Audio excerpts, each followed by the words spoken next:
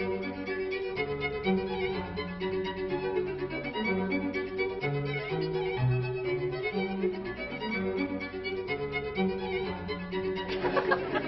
ladies. It's such a pleasure to be back. I feel like I've been staying in the neighborhood, which is a nice, intimate, cozy feeling. And with the sun out today, it's a nice welcome, but of course the temperatures are still reminding us it's winter. So today I have featured a program to include a lot of bulbs and branches and spring flowers that will sort of tease us to know that there's only 6 more weeks or so left of this lesson. I think I've met many of you, but just as I'm doing a little prep work here, I will introduce myself a bit further. I am actually a retired florist. I have been teaching for almost 15 years at the New York Botanical Garden in the Bronx, floral design. And I also happen to teach piano in the afternoon. When I retired from the flower shop and I only had students in the afternoon for piano because I had to wait for school to be out, I realized my mornings were free, and I decided it would be really wonderful to do some volunteer work. In fact, I have a close friend here this morning who's my inspiration for wanting to do some volunteer work, and I found that I lived very close to Teton, which is Westchester County's largest private nature preserve with wonderful trails, and we're having a great initiative now to do our best to protect open space and wildlife corridors and trails that can connect to other pre-existing trails. So I started out on the Wildflower Island as a volunteer, and then later it just became my morning job, and I can't say I mind it at all except on days like this. But I do work there year-round, and I have some nice information about the Wildflower Island, which opens in April. I hope that your group would consider coming, or on your own with your family. There's no children under 14, but it's a wonderful place to visit anytime during the season that we're open because it changes week to week. I like looking outside and seeing what's going on and then becoming inspired to do special things of beauty to share. A couple of years ago, a huge willow tree at our main lake where I live knocked over, and it was just coincidental that it fell over about 2 days after my father passed away suddenly. And I was so upset when I walked there almost every day, and I saw this massive tree laying. You don't realize how large a tree can be until you see it laying in front of you. And time went by, and I saw this beautiful piece of root from that tree, and I just thought, what a nice receptacle for a flower arrangement. I'm always thinking of that when I see anything natural and wonderful. So I have placed a little liner here with some foam, and this will go home with someone. I actually could put a tray or something under this to make it easier to carry later. Now that's very, very natural and woodsy, and the kind of thing you see when you look outside right now, bare branches. So I thought I would just soften that with something that's fragrant. By the way, this was sitting on my patio table for months and months, so because of all the freezing temperatures, there's nothing alive in this piece of wood, I guarantee. This is hyacinth, one of my favorite early spring flowers. I'm going to work this in low into the floral foam.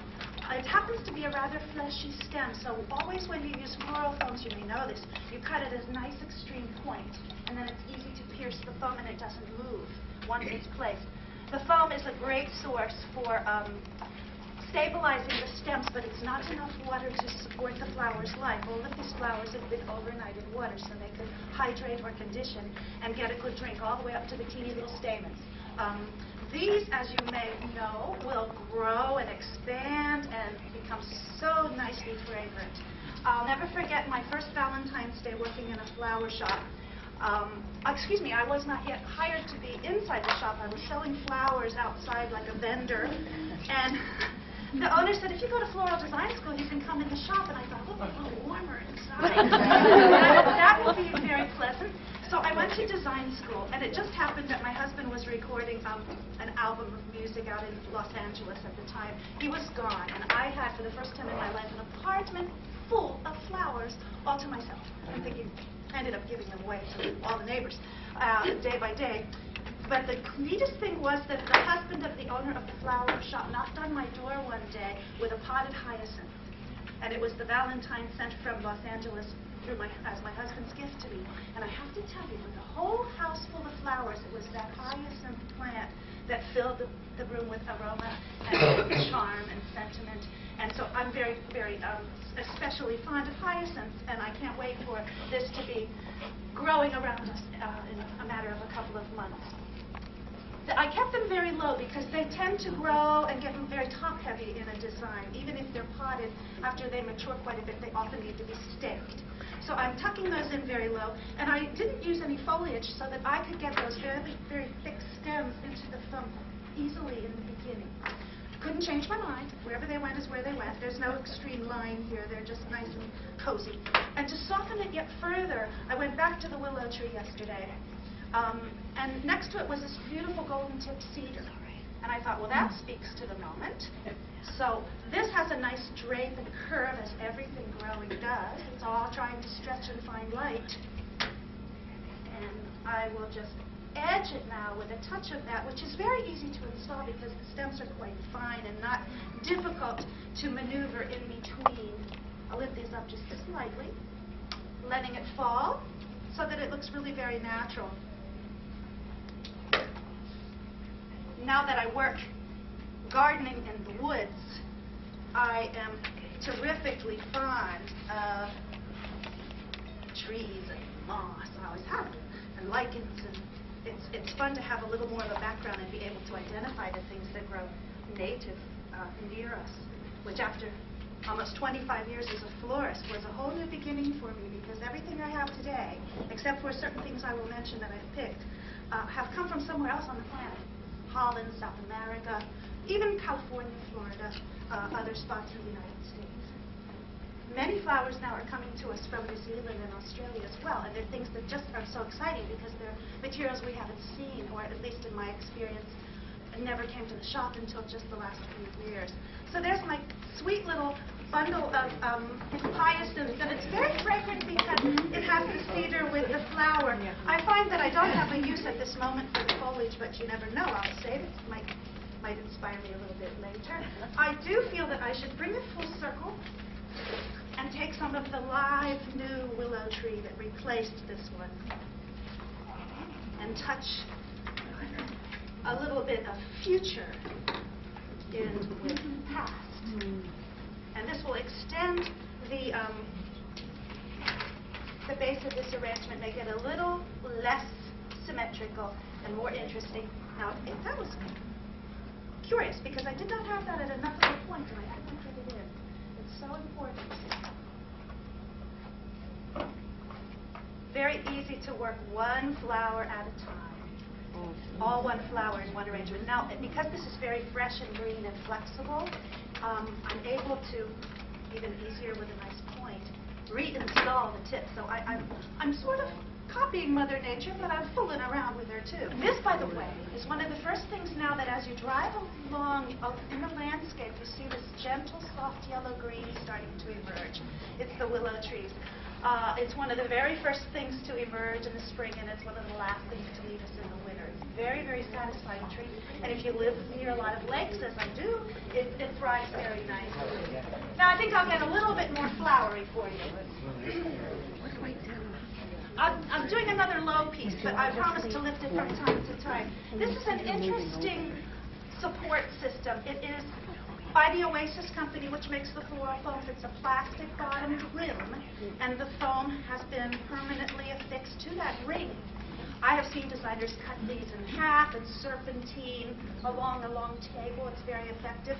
They come in many sizes. I have a reason why I've chosen this size. It takes a great deal of time to green this, so I did a bit of it last night for you, just so I could move along quickly. What I have into it is the florist fern cut leather leaf, which I have always installed first at the very base, so it graces the table like a collar. Whenever we start with greens, we always start right at the edge of our container to start to merge the container into the composition. There's a nice marriage there when they all touch, leaving enough foam available to me for installation of some flowers. I will use things that are not enormous and not tall. I want to keep it very tight and cozy to the table. And rather, because it's a circle, which is a symmetrical form, and I will make it round, I am not going to evenly space the miniature carnations I'm using, because that will turn out to become very much like the face of a clock, polka dots. So to be just a little more interesting, a couple broke, but they'll look great.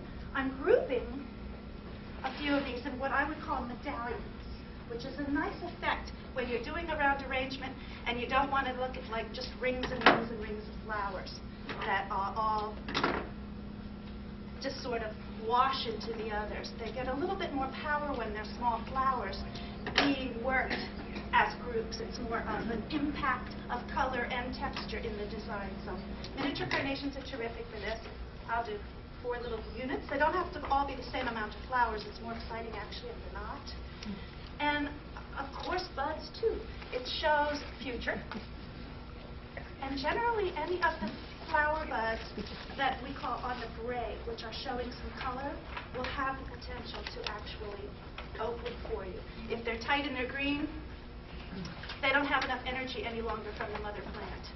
So, Leah, is that oasis pre-soaked? yes, it is. Always you must pre-soak your oasis, and it must be completely soaked because it's engineered to absorb about 80, 90 times its weight in water.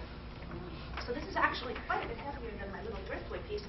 And if you have any dry spots in your foam, ever, it will kill your flowers because it is going to just zap all the moisture right out of that flower because that's what it's intended to do.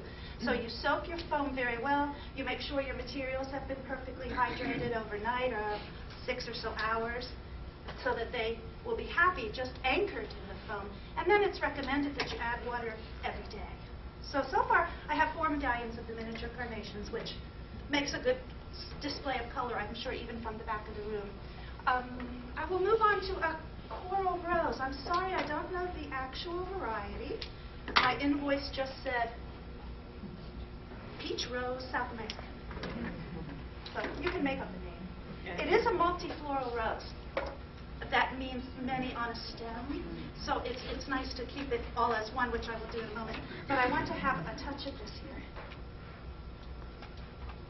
And they work really well to stay small. Their lateral stems are really not long at all. So if you're working into a vase and you need something tall, you would keep that all together as one display.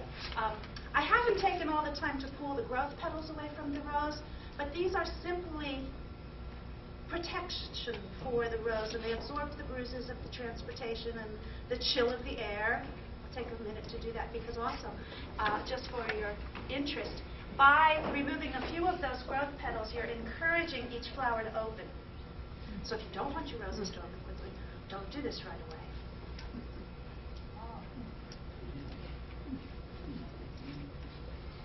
Let's take a minute to do that. Whoever adopts this piece can go further with that. Roses are one of the flowers, one of the very few flowers indeed, that should condition in very warm water. I hesitate to say hot, but it has a very, very woody stem and ventricular system for drawing water, and you may have in the past, I hope not, but perhaps had a rose that hung its head. And what has happened there is an air bubble has gotten trapped.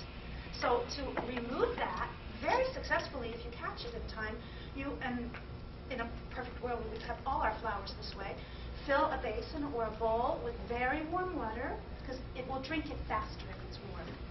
Cut it under the water, and just let it rest for about 20 or 30 minutes, and I guarantee it will force the air bubble out, and your flower will stand straight again for you.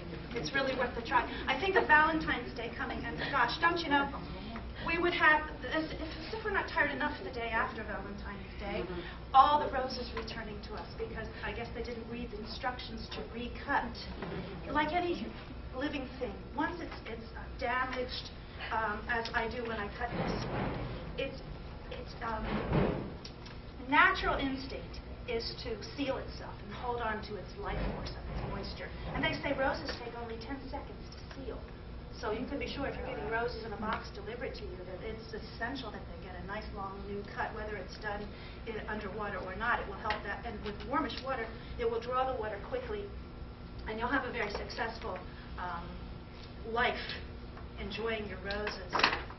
What I'm adding now is something for a nice, shiny, pretty texture. It's a berry called Hypericum, which is in the St. John's wort family, and that's a plant that is getting a lot of notoriety presently for remedies and natural homeopathic medicinal purposes. And on Wildflower Island, we grow 3 varieties. I like it because it adds another texture. It repeats the coral.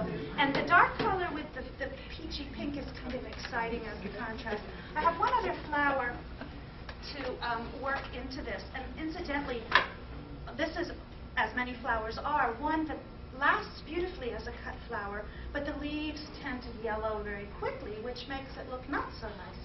I recommend when you receive these flowers or buy these flowers, strip them. And this is, it's not a true lily, but it's, I believe, coming from a bulb, and all bulb flowers, which makes rather good sense, like cold water for conditioning, because they come out as the hyacinth in the early spring when the air and the ground are still chilly.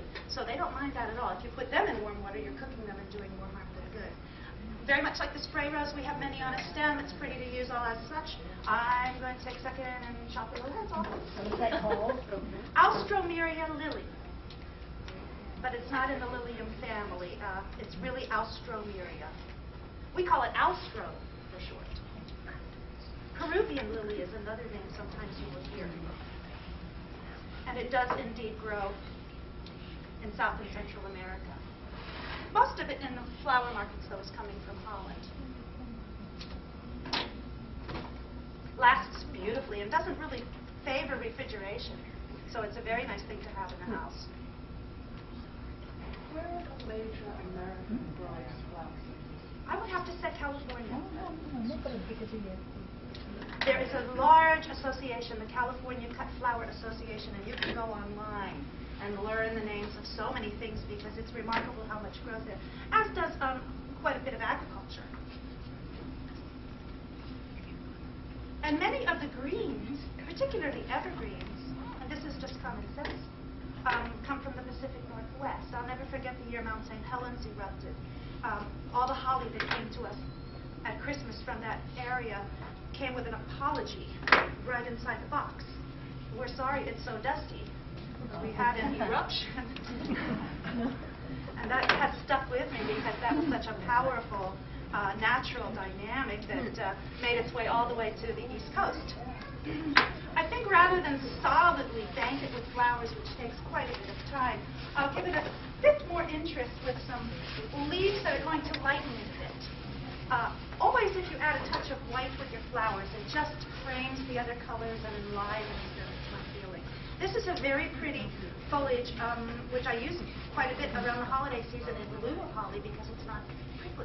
And it's called Italian Pittosporum, which is this nice variegation. I will put a little clump in and then I'll lift this for you to see how that just brightens it. And we're very fortunate to have good lighting here today. See how that just really makes it come to life. It's also finishing my mechanics of hiding the foam for me, as well as introducing another texture. I have not given much concentration to the center of this ring, and you'll discover why in a few minutes.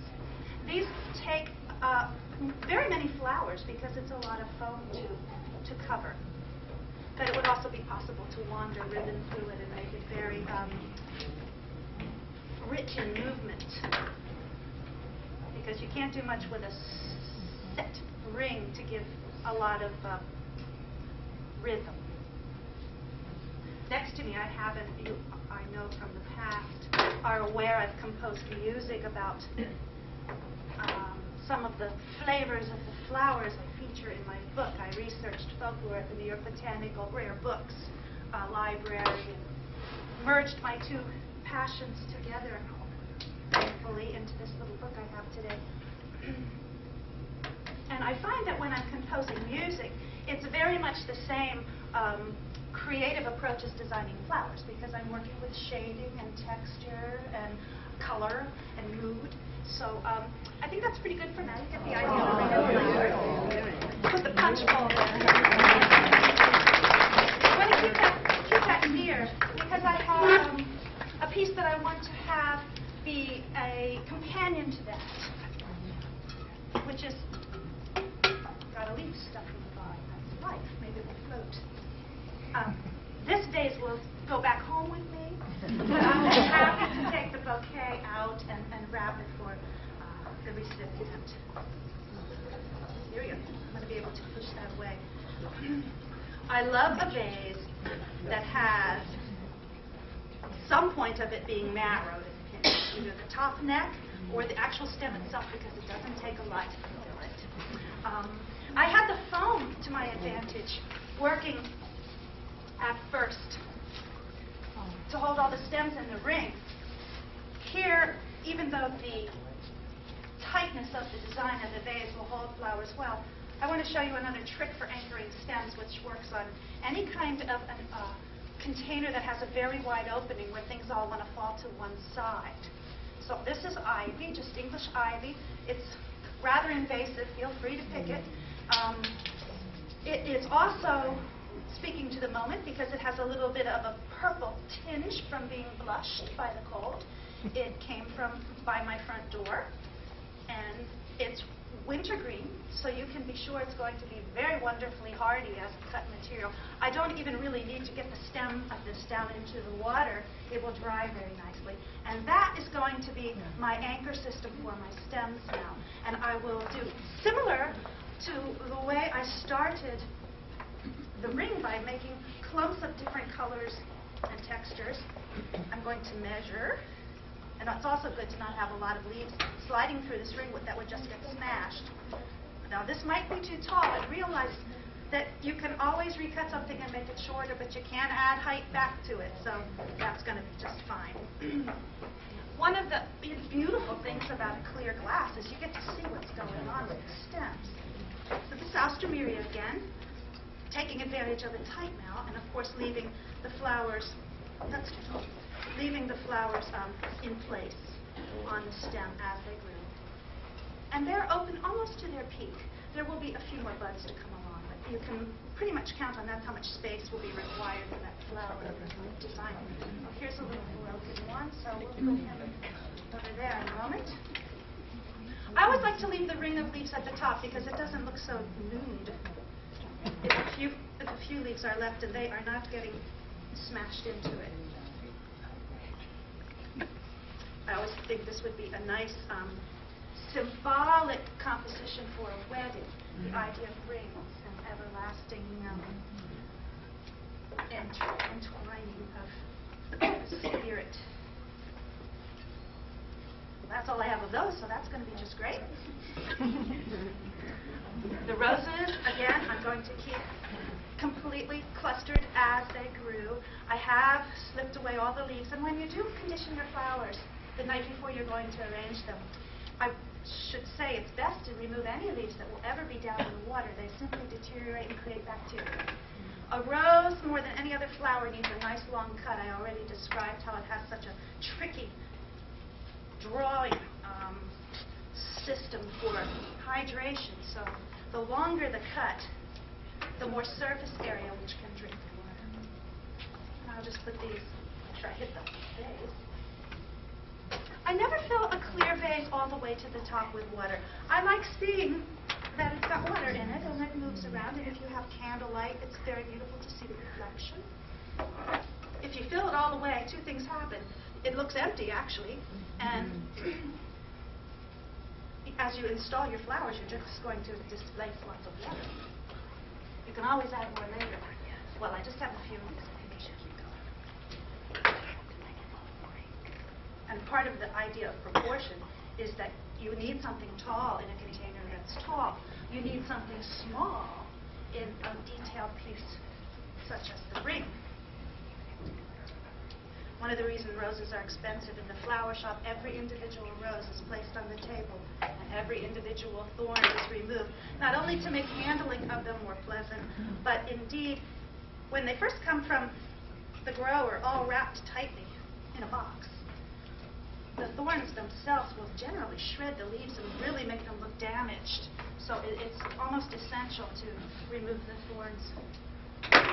to keep what foliage remains very, very nice. And this is the same pretty dark green, shiny foliage reflected in the ivy. And there's a subtle burgundy to the stem of the ivy, so hopefully, even with all the greens of the bases of the flowers merging with my ring, you can still see more random development there of the ivy ring. I don't want to make it so tight that I can't get another stem in, so I want to repeat the recipe and add the St. John's wort berries. Sometimes the flower is not as significant and beautiful as the berries.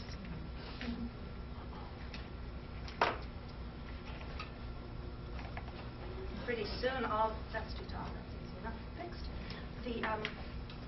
The landscape will start to blush with pink as all the maples start to go into flower. We don't think about trees flowering unless we're allergic. And it's such a pretty time. I love that before anything else really comes out as far as bulb flowers, forsythia and such. To just see a glow of pink. It reflects at Teatown Lake off of the island. And the state tree of New York is the maple.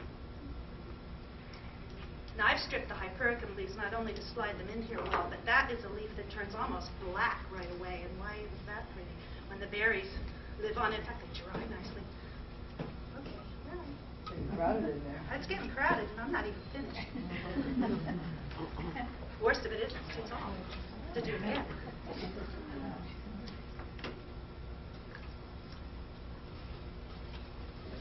That's a good balance of that on each side.